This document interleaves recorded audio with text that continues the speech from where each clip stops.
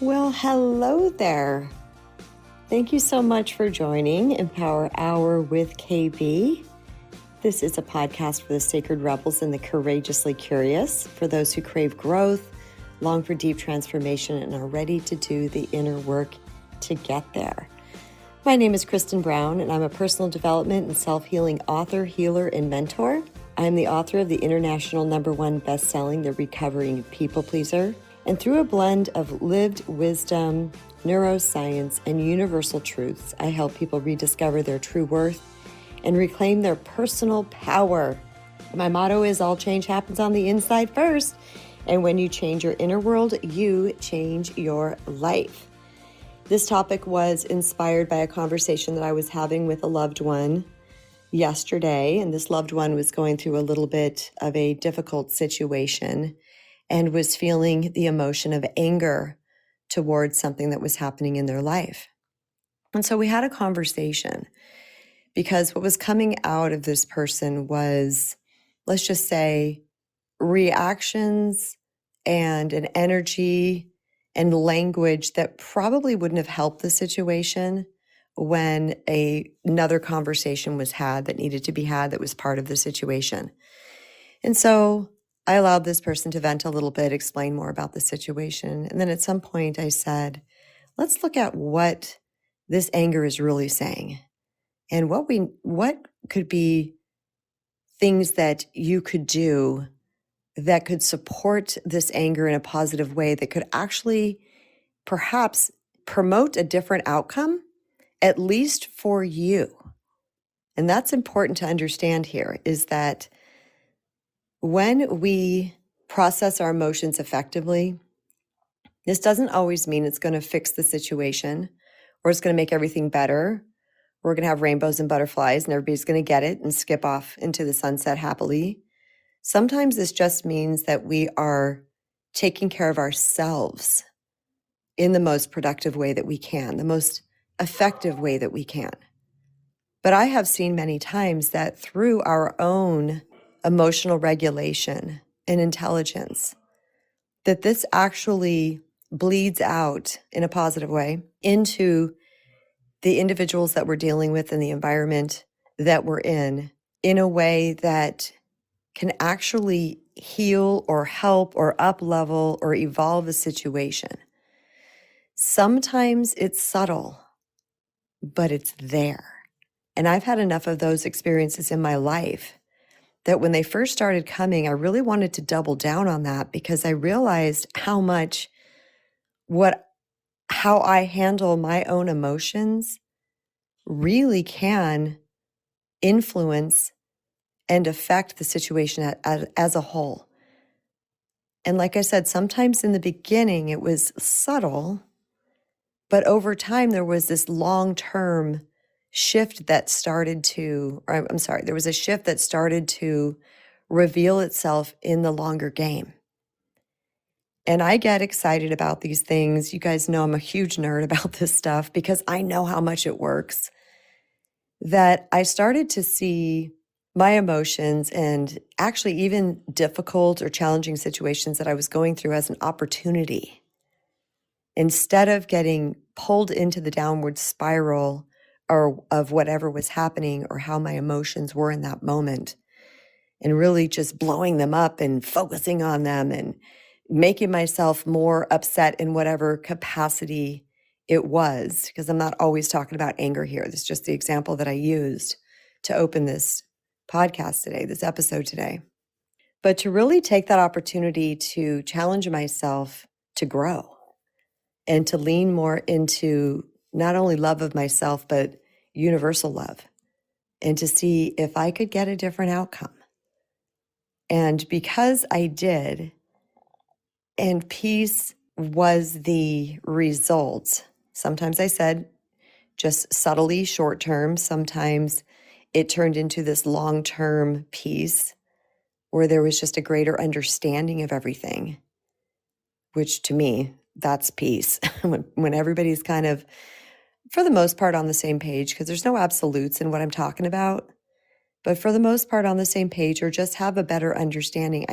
I saw how so many of my situations and relationships shifted in a positive way. So today we're going to be talking about how our emotions are not our enemies. They're actually our messengers, and what this means for us as a society.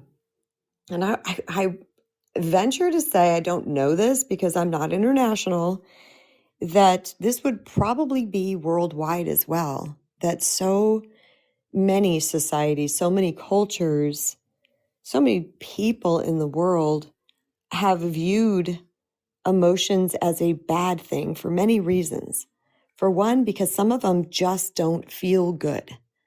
I don't want to feel this thing, so I'm going to go distract or do something that actually could be harmful to me over a long period of time, that could eventually turn into an addiction, because what I'm trying to do is to avoid this emotion. Now, I'm not an avoider of emotions, but I'm using the first person just to explain that. But this is what can happen because we have deemed emotions as bad or wrong. And two major ones are that men are not allowed to fear and women are not allowed to be angry. Those are two of the main societal rules, if you will, that have been put into place, which has really hurt individuals on the long term, but also our cultures, because emotions are all purposeful. And when we change our perceptions about emotions, what they really are, and understand that they're really just a signal from our inner world, that they are a messenger rather than a problem, our life is going to upgrade in miraculous ways. Because we're going to see that our emotions are actually guides. They're not something to look down upon. I want you to consider this too on the broad scope of things. We came here to this existence with particular aspects of our humanness to help us along, to help us to survive. And one of those things is our emotions, because emotions are purposefully placed within us. They're not just something that we have to contend with that's annoying. They're here for a reason. So what if we looked at our emotions as purposeful rather than a problem? What if we started to really dive deep into what it is that we are feeling and what this means, and how can we shift ourselves or view something differently, which often leads to a shift in behavior, so that we can respond differently to not only our own emotions, but to the emotions of others. Now, in my book, The Recovering People Pleaser, I have a whole chapter on this, by the way, which I love to tell this story. It was not in my original outline of my book. And one time when I started to write a particular chapter, because I write outline first, just like I want this point, this point, this point, those end up being my chapters. And I sat down to write a particular outline point. And as I'm writing this thing, I'm about 4 pages in, and I stopped and I pushed away from my desk because I had read through it. And I said, what am I writing? This has nothing to do with this outline piece that I had chosen to write that day. And because of that pushback, it's kind of figurative, but literal as well. I just sat there kind of like, ugh, in my chair. And I thought, wait a minute. There's something else that's trying to be revealed here. I need a chapter on emotions. So that's how this chapter came to be in this book, because of a quote unquote mistake, if you will, I guess. But I was just flowing through this and I was writing like crazy. It was coming out of me, but it wasn't what I thought I was writing. And I believe, this is my thoughts on this, that source energy was working through me and saying, girlfriend, you forgot something major here. And that's where this chapter came about. And in the beginning of that chapter, I talk about positive and negative emotions. That's the terminology that I use. But I don't see emotions as positive or negative. I only use that to help the reader understand, because that's the the terminology that's used in the world regarding our emotions. And in this chapter, I do a little switcheroony. I'm not even sure how far, I don't think it's very many paragraphs in. And I say, but here's the deal. I view emotions as light or heavy/dense. Because some emotions like joy and happiness and freedom are very light feeling. They feel light within us, right? It's like we're carrying a feather. But there's some emotions like anxiety and anger and resentment that feel very sticky and heavy. So I wanted to change up that terminology so that individuals can understand that this is not for us to view emotions as if they're positive or they're negative. I mean, in the respect that, yes, they're positive in the respect that I like to feel these emotions, and they're negative in the respect that I'm not super in love with these type of emotions. I get that. But I'm kind of a stickler for this type of terminology, and I want you to start viewing your emotions as light or heavy and dense. And that way, you're not judging what's coming up for you. You're seeing them through an observation mode and through a feeling mode rather than this is good, this is bad. So when emotions are left unchecked or unprocessed, and I'm talking mostly about the heavy and dense ones, they don't disappear. They will actually intensify, they will distort, and they will transform into something that is more destructive than just feeling the emotion itself and processing effectively and learning from that. So I have a few examples here of some of the lower heavy, dense emotions that what can happen if they go unchecked. And these are just examples. They're not across the board for everybody. Okay, it could go on, the ones that go unchecked for you could present in a different way. But I just wanted to give you an idea of what can happen. For example, if anger is left unprocessed and unchecked. So let's say you keeping the peace at work or at home, but on the inside, you're just getting more angry and more angry and more angry. And then one little tiny small thing triggers an explosion that is out of proportion to the stimulus. Ding, ding, ding. Anger has been left unprocessed.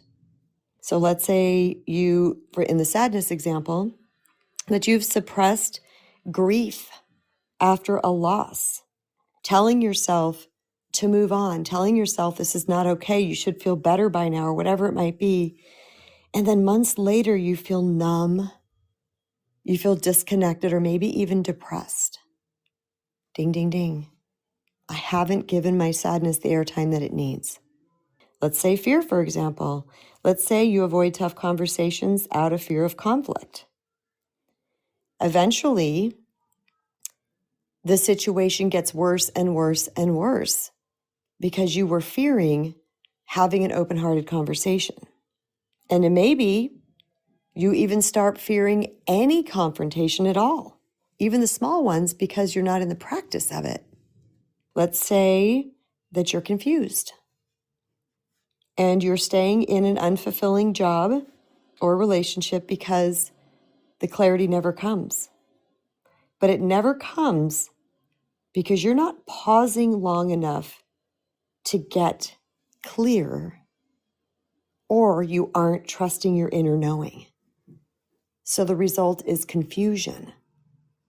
So when someone says, I'm very confused, I can't seem to figure this out, that could be an indicator that you're not trusting yourself, or you're not being honest with yourself, or you're not following inspiration, or you're not aligned with your own morals and values. So these are just a few examples of how, when our emotions are not processed, when we don't get the information from them that could be helpful and serving to us, that they can turn into something worse.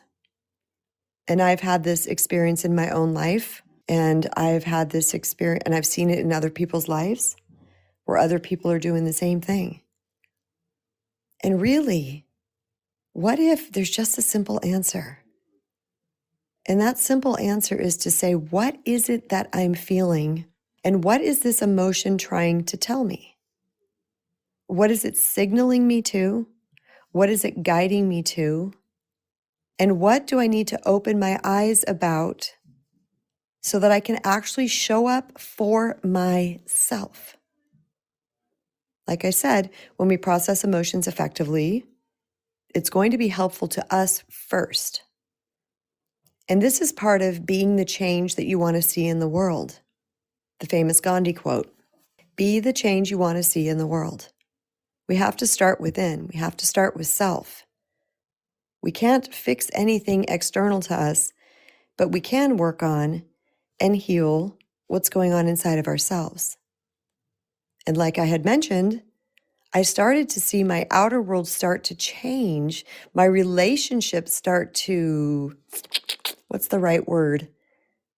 To get more healthy, to go deeper, to have greater understandings, and to have more peace when I was paying attention to me and I was giving myself time and attention and love. That's when things started to really shift for me. And like I said, it made me want to double down. I want more of this. This feels good. This is working.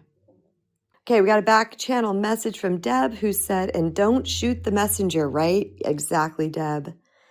And Rachel said, I think this is, she just sent this in regard to when I was talking about relationships. She said they intensify on an emotional level. And I agree with that. And they get clearer.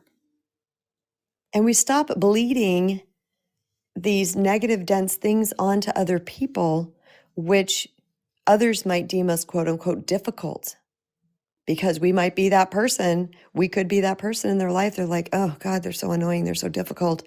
Because we're walking around with unchecked emotions that we're not processing through. And then it's showing up in some way in the world that maybe it is annoying to somebody else. Emotions excite me. I'm to the point now in my journey where I actually sit with myself and I ask myself a lot of questions. And there has been times where I've had difficulty naming exactly what it was. Sometimes it was a mix between two. And this is why I created, this was a while back, but it's still on my link tree. I created Cultivating Emotional Intelligence free resource. This is a 2-page resource. This is not complicated. It's pretty though. You can find that on my link tree by clicking on my profile picture, going to where it says my link tree, and then you'll see it there listed. And you can sign up for that. You will get the download sent to your inbox. If you're listening on another platform, you'll find that Linktree link in the description, the show notes. It's a very simple thing, but what it has also of 68 emotions. And it can be extremely serving when you're in a place of not knowing to go whip out that list. And I also have some instructions about what to do after that. It's all within the PDF. And put your finger down and just scroll down and say, what am I feeling? I had a client once. She was such a brilliant person. She was actually a Christian minister, to believe it or not. Well-spoken, sang like a songbird, funny. She was great. She was great. And I coached her for quite a while. And I remember asking her one time, what are you feeling right now? And she said, legitimately, I have no idea. And based on her backstory, she had a pretty rough backstory, pretty rough the way she was parented journey, and was put out on the streets and all kinds of things. I can't remember her exact story. And she was in such survival mode her whole life that she never took the time, or nor was she taught, to go within and to ask herself about her emotions. So here I was, her coach, saying, okay, well, what are you feeling right now? Like, what's the emotion? Let's name it. A lot of times people want to say what they're thinking, and I will gently guide them back. Those are thoughts. I remember this. She just sat there and she just dropped her arms. Like, she goes, I really don't know. I said, no problem at all. And we whipped out the emotion sheet And she read through it, and God bless her, she's reading through this, and she goes, I don't know what half of these things mean. This woman was in her mid-40s. And I'm telling you this story for you to feel validated and understood on some level if you're a person who were not taught to be in touch with your emotions or how to process their emotions, or you've lived in survival mode your whole life. Survival mode can be a habit. It's something that we could go into in our childhood and other various times in our life. But in this instance, I'm talking about her, where she entered survival mode into her childhood because she needed to survive, literally. And then we'll carry that forward because that becomes our brain programming. And we'll just do the same thing over and over and over again. And nowhere in that programming was check in with myself and see how I'm feeling, because she needed to live. And it doesn't have to be a situation that is that heavy for you. Maybe you weren't put out on the streets. Maybe you were. It could be other situations. But it led to this point in your life where you're disconnected from yourself and your emotions. And when that is the case, we tend to autopilot respond to life and to situations, to people and conversations, whatever's been programmed, but it's not actually serving us. Because there's a time when we're wondering, why does blank keep happening? I have this pattern and I don't know why this keeps happening. Going with it and asking. So I went through, and I don't say this snarkily at all, and I explained each emotion. And she said, I think it's this one. She pointed to one. I said, okay. And then we started to work with that. But she was a person who had talked her way so much through life, because that's by being the pleaser, the entertainer, the happy-go-lucky one, that even within our sessions, she would try to not go deep. She would try to talk her way and entertain me through our sessions. And I'd have to pull her back because that was old programming. That's how she got through her youth. That's how she got her needs met. Even if you have some type of programming within you that is to avoid emotions, it's overwriteable. You can overwrite it. It's not forever. The brain is neuroplastic, which means we can rewire it in many different ways. And you can rewire your deflecting, your avoiding, your denying, and your ignoring by just getting in touch with your body and saying, what is it that I'm feeling? And oftentimes our emotions come with a physical body tell. I call it a tell. And that means when you're frustrated, I use an example in my book. One of my loved ones said when they were frustrated, I think they said they felt like their brain was tingly. I can't remember the exact example. And I'm like, perfect. So when your brain gets tingly, or their scalp or whatever it was, I really don't remember. That's your tell. Ooh, I'm frustrated. Some people clench their jaw when they're overwhelmed or angry or holding in something. That's a great tell. I'm clenching my jaw. What does this mean? And this is why, again, I'll bring meditation in, why slowing down, meditating, slowing down the brainwave patterns, creating space between the thoughts is so incredibly helpful. And I recommend to every single person on this planet to meditate on the daily, because it provides that space for us instead of running from survival mode to survival mode to survival mode, run, run, run, rush, rush, rush. We actually slow down and we can get in touch with ourselves. I'm trying to think just off the fly right here. What are some of my tells? Sadness to me feels like my eyes are heavy. Feels like my eyes are heavy. And I feel just on the verge, but not quite to the point of crying all day long. So that's when I know I've got some sadness that's creeping up, or maybe some grief that's creeping up. And I will recognize it. Okay, what are you feeling right now? Okay, this just feels like sadness. Are you sad about something? Yes, I am. Or I'm grieving this, or I just thought about my, I'll see, this is making me tear up. I thought of my oldest brother who passed away in 2020 and how much I miss him. I wish I could talk to him. But, wishing I could speak to him, wishing I could, he's just like, was such a full of life, very energetic. But, sometimes those things, thank you for the love that came up. Sometimes those things come up for me and they're random, and I don't want to push them away because I don't want that unchecked emotion, that unprocessed emotion to lead to something else. Sometimes it's not at its most convenient time, is it?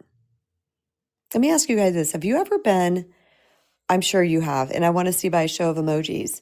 Have you ever been watching a movie that a little sad or, and mostly you'd have maybe a tear or two form in your eyes, but all of a sudden you just want to sob your full head off, where you just literally could put your head in your hands and just like yeah, okay. Thanks, guys. I remember I was watching a movie once with my first husband, and he's like sobbing, and it was teary eyed to me and kind of sad. He was like, "Why aren't you sobbing?"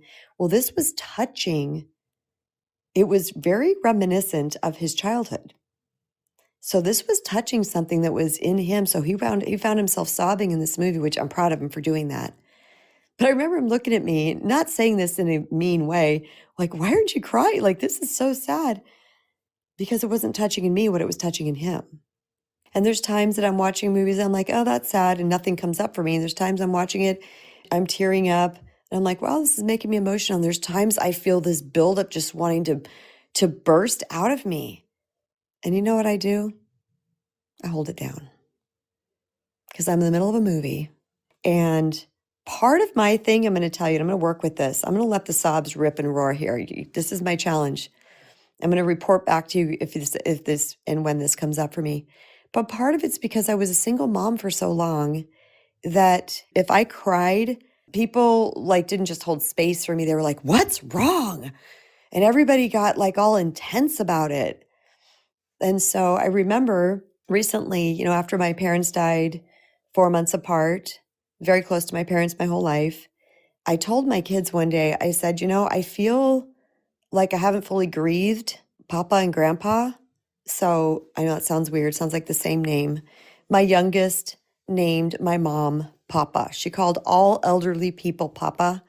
I was trying to say Grandma, Grandpa. She's Papa. So now my mom's name is Papa. And then my dad was Grandpa. I love it though. My mom loved it. She loved being called Papa. But anyway, I feel like I've been too busy in life. There's too much happening. Didn't say this to them because I don't want to feel guilty, but tending to all their needs and their mental health and things like this, that I haven't properly grieved them. So I just want to let you guys know that if you find me vacuuming one day with my earbuds on and a song comes on and all of a sudden I'm sobbing, don't rush to me to stop it and say, "Stop crying."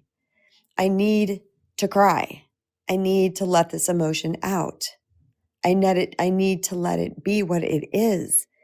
And what I have found 100% of the time is every time I did that, it came and it went. It didn't stick around for 6 years or even 60 minutes because I fully felt it and expressed it. And this might sound shocking, and then I was good. Good to soldier on, good to carry on, good to keep going because I fully expressed it. I just felt the sadness though. I didn't tell my stories in my head about the thing.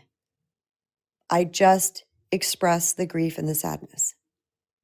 See what I'm saying? Because we can tell ourselves stories that just perpetuates the emotion because emotions follow thoughts. This is fact.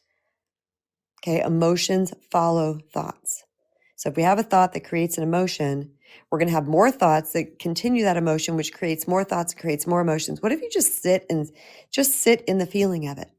Sit in the anger, sit in the sadness, sit in the guilt, sit in the loneliness, sit in the whatever is coming up for you. Just sit with it. and let it express through you. I tell the story in my book and have told this on this platform as well. I was so angry at my tsunami ex. Oh, the betrayal was real. The verge of homelessness, broken homeless with 3 kids in tow, was real. And the fact that someone could be so careless and nasty and selfish, I was angry. And I remember one day driving in my car, and this was just had turned left onto the street behind my mom's house. I was very close to her house, going 20 miles an hour. Just so you know, this was a safe thing. I said to myself, I need to let this anger out. I need to let it out. And no one's in the car with me, in my mom van at the time. And I was holding onto the steering wheel. And I remember I'm not going to make all the sounds and do all the things because it was loud, but I was like, ugh, yeah, da, da, da, da, da. And I started raising my voice and cuss words flying left and right and name calling flying left and right. And one tear came out of my eye, and then it stopped. And I had maybe driven 1 house length, and these are acre lots. And I made a right onto the street where my mom's house was. I remember thinking to myself, there's got to be more. That can't be it. Because this anger's been in here for a year right now. So there's got to be more. No, because it's just energy. Emotions are energy in motion. That's it. So when I allowed that to move through me, I even tried to cultivate more. There's got to be more. And I went into it to get more, and there wasn't more because that energy just needed to be blown in a safe and healthy way that doesn't affect other people. Because when we're carrying that around, it was affecting other people in that household. I'm not a person that's a huge jerk. It probably was like snappy or, little remarks here and there, mostly probably just tone with me, but I recognized that I was behaving that way. I think mostly to my mom. And I'm going to tell you this story too. I remember one time, this was an angry moment too. I was in my bedroom at my mom's house. My eldest was in there. She's probably 16, 15, I don't even remember. And my mom was in there, and we were talking about a situation. And this frustration and anger just welled up inside of me. I remember just, and hitting the bed and hitting pillows and taking a pillow and chucking it across the room. And I just said, I'm so mad. I'm so frustrated. Or I'm so angry, or whatever it was. And they both just sat there. They didn't say a word. Like, yeah, I imagine you are. I don't think they knew it, but that was the best thing they could have possibly done. And it was 30 seconds, if. That's it. But I expressed it in a healthy way that had nothing to do with anybody else. And from that point, I learned, I don't even need to do that around people. This is 2010, 15 years ago? I can do that myself. And now, if I'm feeling that frustration, I go into my room and I vent it out into a pillow. We can move this energy. It's just energy. So let's talk about some core emotions, you guys, and what they're trying to tell us underneath the surface. And these, again, there's no absolutes. It could be other things that they're trying to tell you. But this is to get the juices flowing, to get your brain, those little wheels in your brain turning a little bit, and maybe sitting with an emotion that you have right now and asking yourself, what does this mean? So I know for me, when I'm feeling anger, it is a indicator that there has been an injustice, that something is outside my moral scope that somebody else is doing. It means that either a boundary has been crossed physically, emotionally, in some type of way, or there is an injustice. And that makes me feel anger. somehow something or someone has been violated. And this has shown me to pay attention, to protect what matters, to take further action where I have the power to do so, maybe to use my voice, maybe to have a difficult conversation. It's leading me to another step, whatever that step might be. Here's how it is for me. I'm curious how it is for you guys too. At this point in the game, I don't get rip-roaring, red-faced angry. At this point, it's like, ooh, that makes me mad. That's what it looks like. Ugh, that makes me mad. I was watching a show the other day and whatever was happening, and I remember thinking, oh, that makes me mad. It was fiction. Where in the past, especially being younger and more fiery than I am now, things would make me angry. Now, here's the interesting thing. I would go do the right thing, but I didn't always do it from a healthy, if you will, perspective. Okay, so maybe if someone did something wrong, and this is in my youth, you guys, I'm thinking about high school right now, I would go up and confront somebody, but it might be very attacking in my youth, instead of coming at somebody with better words, clearer words, maybe a better tone, which is what I learned in my life. And I believe that's part of emotional intelligence. It's the core of emotional intelligence is really recognizing and processing your emotions effectively, but also the emotions of other people. And boy, I was pretty, what's the word I'm looking at? Affected by other people's emotions when I was younger, especially the emotions of with somebody else's anger. And I believe that was because my father, he really showed no emotion or anger or frustration, kind of went hand in hand with him. So I was very affected by other people's emotion of anger back in the day because it was triggering me. It was touching something inside of me. And so like that would rise up inside of me because that was what my body was trained to do based on dealing with my dad's little outbursts. And so I had to learn they're just angry. This has nothing to do with me. Now, a lot of times my dad's anger was coming out on us. He was yelling at us. Okay, he wasn't physically abusive. He didn't walk around beating us. We got our swats and things here and there, but it was just the rage and the look on his face and the anger and calling us names, calling us slobs or something like that for not picking up our stuff. And I'm sure he's right now up in heaven looking down saying, I regret all of that. He had a really sweet heart. He was not emotionally intelligent. That's all there was to it. In his era, that boomer era and the era before that, they just weren't taught those things, especially our men, okay? I give him grace for all of that. So when that came up for me, when people would get into that, like it would send me into a place that I didn't want to be. So I started to look at even other people's emotions just as information. Even if they were angry at me. Because they're allowed to be angry. People are allowed to be angry at me. They're allowed to have any feeling they want regarding me. It's their brain. It's their processes. But if I would join that anger and maybe get defensive and that type of thing, then that would create more of a problem than if I just sat with them and understood that they're just having some energy in their body right now that they need to move through, and I can help them transmute this if I sit with it and not take it personally. Now, I am one who will not allow verbal abuse at all. Every conversation can be done in this tone of voice in Kristen's world. Never needs to be anything other than that.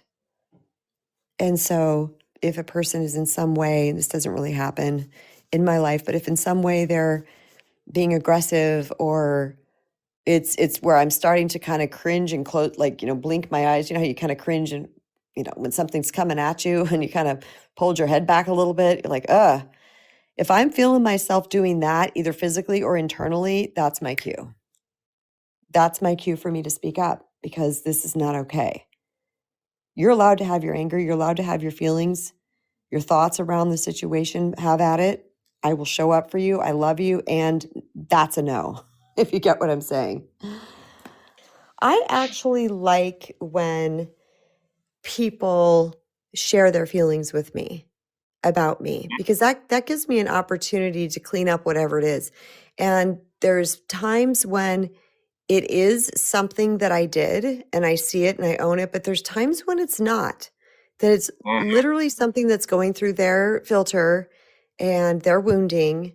And that's a hard one for me, to be honest, when people are seeing something that is blatantly not there and did not happen, but that's how their lens has skewed the situation. But I also look at these situations as an opportunity for their healing. So listening to them through whatever it is that they're going through and fully listening and letting them express. And then on the backside of that saying, okay, can I tell you what I see from my perception?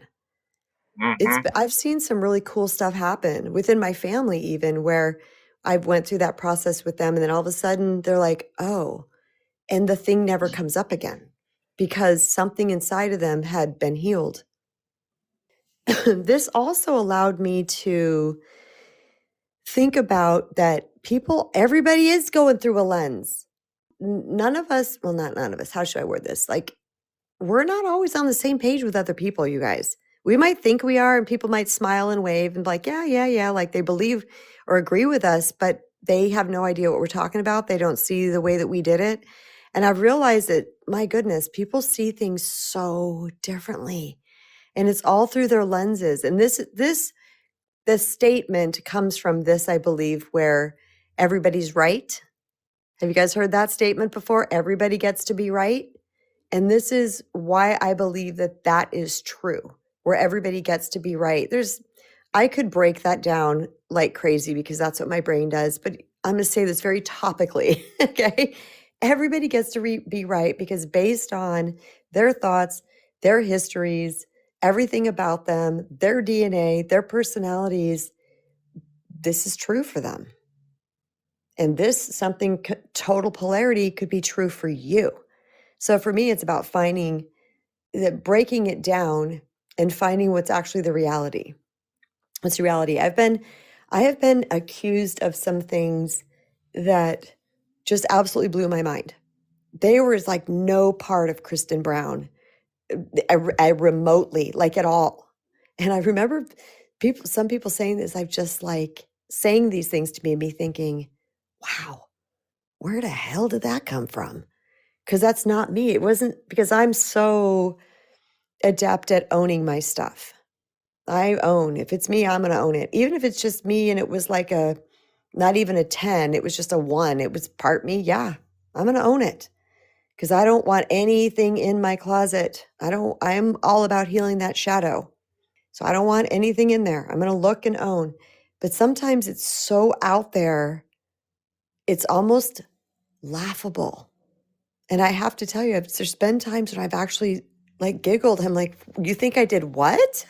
Like what the hell? Like that kind of thing. Like, do you know me?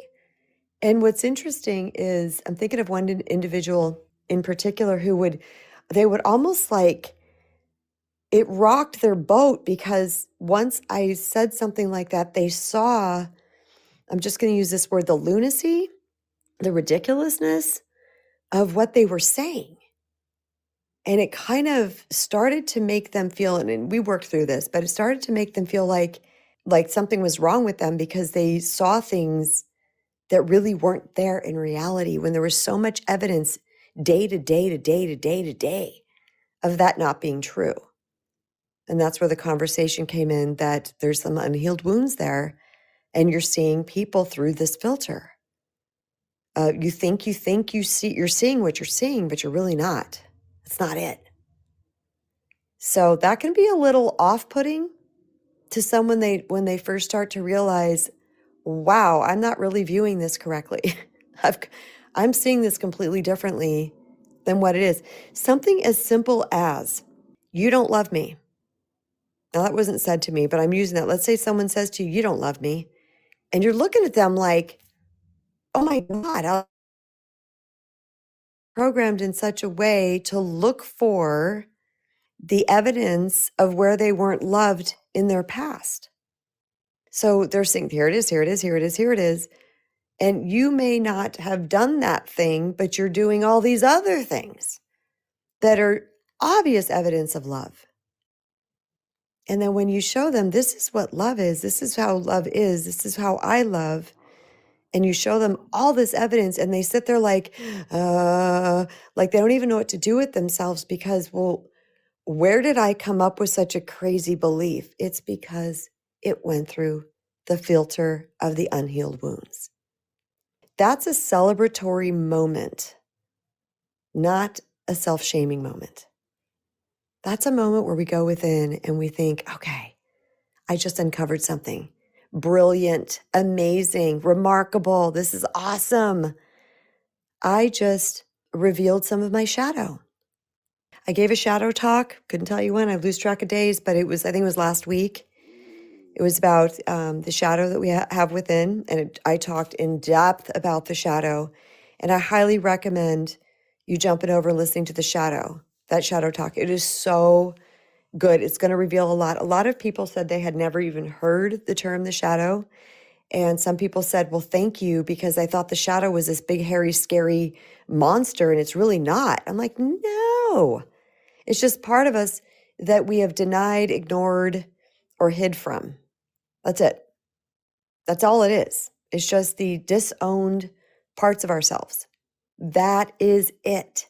So understanding the shadow and recognizing what's going on in the unconscious and what we have not been paying attention to. I will tell you something, you bring something to light, boom. Sometimes it's healed immediately. I'm just letting you know. Sometimes it takes a little bit more consciousness around it, but we're keeping it in the dark, just like these emotions. They're going to run the show on a level that is not yielding us the best results. It's not getting us to where we want to go. It's not helping our relationships any. In fact, it's probably working against those relationships. You guys hear my stomach? I hope you can't hear this. It's going crazy right now.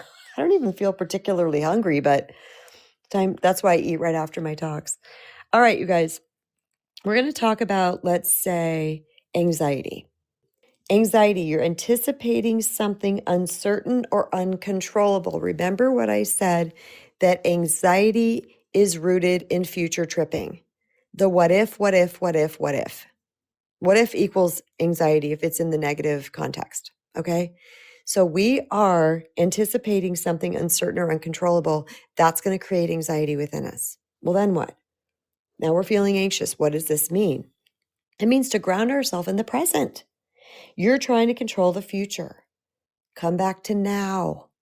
Come back to this beautiful, generous, present moment. Anytime I start to future trip, I always say this, you guys, the healing journey is not complicated. It just requires discipline. And I will shout that from the rooftops. It is not complicated. You have to discipline yourself. So when I'm anxious, I get present. The end. Now, sometimes it can be a little challenging to get present because you're so anxious. But I will tell you, once you start to do it and you start to feel the positive effects of it, you'll be like, okay, that was cool. More of that, please. Then you're going to start to double down. Well, hopefully you do. That's where the discipline comes in. I shared a meme on Instagram that I saw, and it was perfect. It said, everybody wants to be healed. Everybody wants healing until they discover that it requires discipline. It requires discipline. My very first book, I talked about the mental discipline that is required for this journey. We've got to be willing to follow through on the things. Not just say, oh, that's a great concept. I love that. Here, you do it. I'm going to be over here and be anxious. No, do the things. And that's what I talk about all the time. And that's why I call you self-healing superstars, because we have this ability to heal ourselves. Period. We just do. And that's why I give the talks that I give because I want to give this information to people so that you understand how doable this is. You do not need to suffer through life. We do not need to suffer from life. It was the message that I got 15 years ago when I started this healing journey.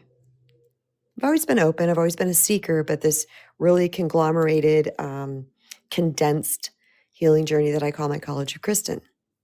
I came out the other side going, oh my God, we don't have to suffer. Like, it is literally a choice. We don't have to suffer. Now, of course, there's some things, because I know y'all, some people in the listeners lounge are going to be like, how can you say that? This happened to me and that happened to me. Yes, there is suffering. Okay. But there is a lot of self-imposed suffering that we do not have to live through. There's pain that happens to us. Yes, I've been through it, you guys. I could list 100 things. But I'm talking about there is a choice here about how long we prolong it, how long we stay a victim, what we do with it, and how we manage it. Because there's unhealthy ways to manage this, and there's healthy ways to manage this. And I want you happy. I want you thriving. I want you to grab life by the cojones and go. Because you have the ability to do so. All right, so let's go to fear. Fear is a signal that there is a potential danger, real or imagined, and your system wants safety. So fear, I'm feeling afraid right now. I'm feeling afraid right now. Okay, there's a threat, there's a fear, there's something out there, and it's either real or imagined. And here's the crazy part about this, you guys. Oftentimes it's imagined. Yes, we're imagining worst case scenarios. Now, I'm not talking about hiking on a cliff and there's a cliff and you're scared. Okay, normal. You get what I'm saying? It's all normal, by the way. But of course, it's understandable that you're walking and you only have 2 feet of walking space. There's a cliff on the other side, or the mountain, drops off. I get it. Or you're walking somewhere that's dark and desolate and it's in a bad part of town because you ran out of gas. I get it. Talking about the things that we imagine in our head. All these things, sky's the limit of what we can come up with that are scaring us. Those are imagined threats, but yet the body, the brain is saying, fear, fear, fear, get to safety, get to safety. So what is the cure to this? What is this fear trying to tell you? What is the message? It's to slow down, to assess, to ask yourself questions, to go within, to say, is this real or am I making this up?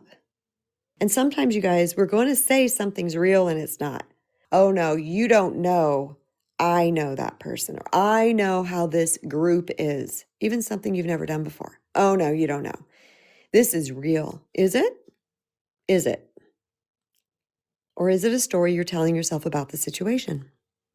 There's times when I have switched my mindset, this is real, where I was in anxiety and fear about a particular situation. I remember being in my 20s, going to a wedding reception. Gosh, now I'm looking back now, this is blowing my mind. I was doing this before I even knew what I was doing. Oh my gosh, I never put that together right now. Remember going to a wedding reception and thinking negative things about myself. No one's going to like me. No one's going to talk to me. No one's going to whatever. I don't remember. And then I remember in my brain saying, everybody loves you. Everybody loves that you're here. Everybody wants to talk to you. People want to hug you. I don't remember, just on and on and on. And I remember leaving that reception and saying, that's exactly what happened. Everybody was like that to me. Kristen, good to see you. So glad you're here. I just love you. You're so awesome. Whatever it was. I was in my 20s when I did that. I'm just remembering that now. So I guess I've been reframing longer than I think I have.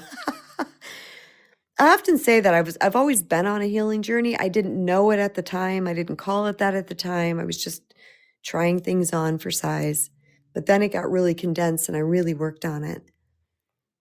But see how I went from fear to a different energy? I moved out of it. Who's to say that all these people don't like you? Most of them don't even know you.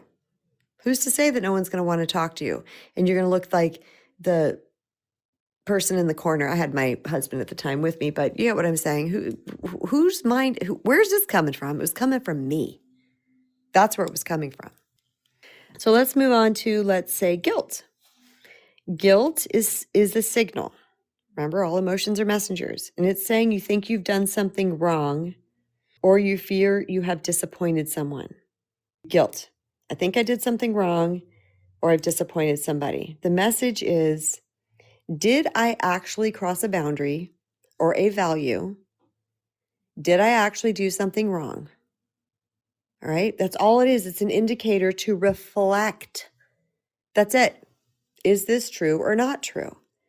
Being that I was a huge self-guilter and other people that manipulated me through methods and language that would inspire guilt inside of me, it wasn't hard to control me in certain areas back in the day until I started to feel the guilt and ask myself, is this appropriate guilt?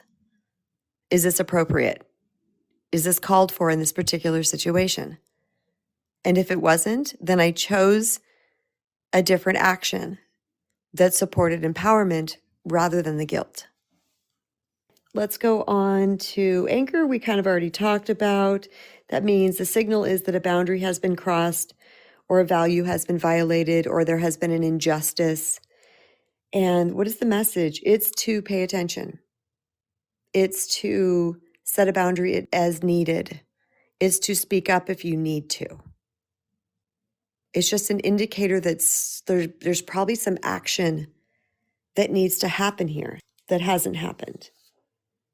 Let's talk about frustration. Frustration, the signal could be that you're blocked from achieving something important.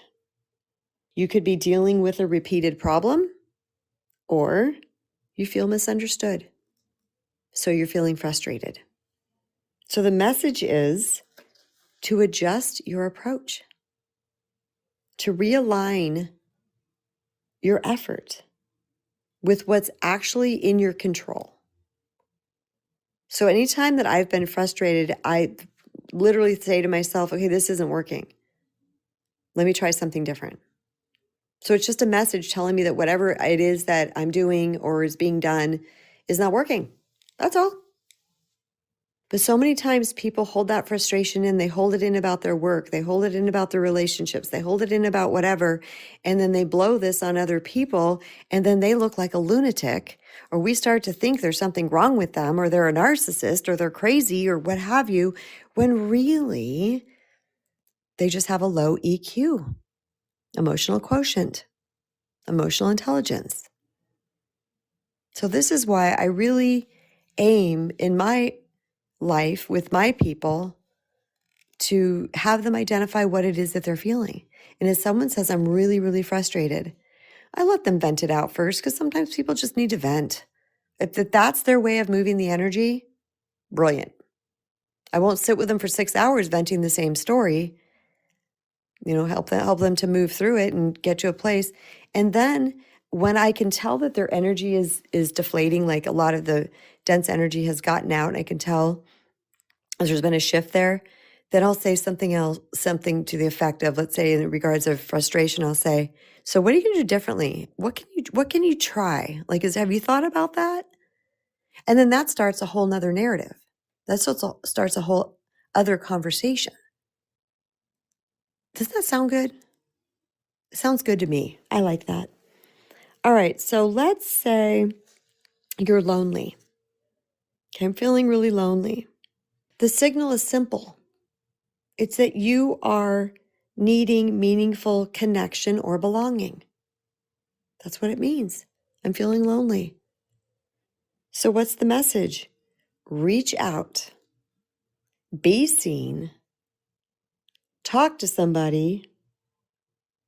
We're not meant to do this life alone. We're just not designed that way. We're designed for community.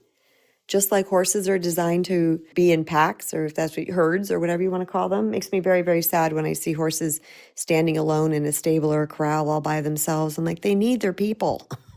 Okay, we're the same way. We need our people. So if you're feeling lonely, it's giving you a message to go do something. Go reach out. Go have a conversation. Join a club. Go to a sporting event and talk to the people next door to you. So you're both cheering on the same team. Emotions are indicators That's all they are. They're like a little flashing light going beep, beep, beep, beep. Pay attention over here. There's something out of balance. The flip side of this, so let's end on a positive note. If you're feeling gratitude, that means that you're recognizing goodness. You're recognizing connection. You're recognizing the abundance. You're recognizing what's amazing in your life. And the message is stay here. More of this. Be present and flow in appreciation. Let's say you're feeling love. The signal is that you're connected to someone, to something, to your truth. Your heart is open. That's the space I like to be all the time, to be honest with you. And gratitude and love. Those are amazing spaces. The message is to open up and to let it flow both ways. More of this. Love is our natural state. Shocking, isn't it? Love is our natural state. We are love and we are loved. One of my favorite mantras. That mantra, I didn't know how much that thing was going to do for me during my College of College of Christmas. But I said it all the time. It was such a grounding affirmation for me. And I didn't even understand it remotely to the depth that I do now. But that's the power of it because it's truth. And I would say repeatedly, I'm love and I am loved. I am love and I am loved. Don't know where I got it from. But I repeatedly say that. I always felt myself deflating and getting grounded. It's like pulling a balloon down to earth. That's how it felt like to me. All right, let's do one more. Let's see if there's another positive one. Joy. Joy. It's signaling that you're aligned with what nourishes and fulfills you. Feeling joy. The message is, yes, more of this. This is what feels true and alive for me. I want more of this. I'm feeling joy. Whatever's happening right now, this feels alive to me. This feels true to me. More of this. So our positive emotions are signaling stuff to us as well. Most people are more concerned with the lower dense emotions. So that's what we talked about more of. But please pay attention to your light ones too. The ones that feel amazing. Double down on those bad boys and girls. Double down on those. Wow, I'm feeling so much gratitude right now. Where did this come from? What was I thinking? How did I cultivate this? How does it feel in my body? More of this, please. I'm feeling so much love right now. I do my best every single night to fall asleep with love and gratitude. And I sometimes envision things that I want to experience in the future. Visualization practices. Love and gratitude. What a great way to fall asleep. And I feel into my heart. And you guys, here's another thing. People might think, I can't cultivate that. Yes, you can. You have this ability. It might be covered with mud and rocks and leaves and debris, but it's there. Dig it out. Go find it. Go on the exploration. Be the adventurer. How can I find love today? Get curious. Challenge yourself. I love to challenge myself in all kinds of ways because once I realize that things get better and I can feel better, I was like, this is a thing. Are you kidding me? This is actually a thing. I was all about it. What more can I do? Because I've suffered plenty. I don't want to suffer anymore. And this is not about a spiritual bypass, by the way. Spiritual bypassing means it's kind of that toxic positivity. Those two words kind of go congruently together. It's just acting like something's not there because you don't want to. You don't want to deal with that or whatever. No, we're not talking, as you notice, this entire conversation was about feeling the feelings, identifying the feeling, the emotion, feeling what the emotion feels like, expressing it in a healthy manner, and then take the message that it gave you and implement that. That's full and healthy processing. That's emotional intelligence. And your community and your loved ones in such a beautiful and impactful way. And don't forget to download, if you haven't yet, the free resource, Cultivating Emotional Intelligence. It's on my link tree here in my profile. You can find that by clicking on my picture. If you're listening on another platform, you'll find it in the description. Click that, you'll see it, download that. It's a 2-page PDF, really, really simple. This is like basically Emotions 101. We're going to identify the emotion. We're going to feel it through to fruition. We're going to find out what message it is giving us. All right? 2-page PDF, really pretty. I enjoy making my little free opt-in. So hopefully you guys download that free resource. And I look forward to talking with you all tomorrow. Much love. Have an amazing day. I'll see you then.